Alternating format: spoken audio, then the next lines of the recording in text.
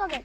आता तिथे पाझर तलाव वाटतं बहुतेक आहे, तिथं कुठला तर तलाव दिसत आहे आणि तिथं बुरजावर झेंडा काढलेला आहे. झेंडा या झेंडा या शब्दाचा अर्थ म्हणजे ध्वज. ध्वज आता इथं त्या कुठल्या हे बघा, आता ही घाण बघा, ही घाण, ती घाण शिवरायाने एवढी स्वच्छ गड ठेवायचे ना आधी, तुम्हाला माहीत नसेल. आम्ही बंडलबाद न्यूजचे लोक आता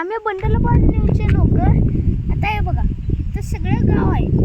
इथं एक माणूस दगडसुद्धा पण टाकू शकतो आणि इथं जर दगड टाकायला खाली माणसं चरा येतात, म्हणजे बकरी ते घेऊन जंगल ते नाही. त्यांच्या परवा एक सत्य घटना झाली सामानगडवर. एकट्या पोरग्यानं इथं दगड होता आणि इथं एक असा मोठा धोंडा एक तिथं टाकला.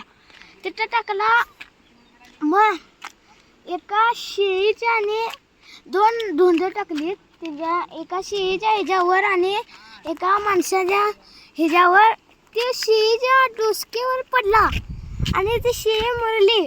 माणूस पण जरा कमी मेला असता, खरं वाचवलं. इथं ना ओरडा आलता, खरं तो माणूस अजून सुद्धा पण जिवंत नाही.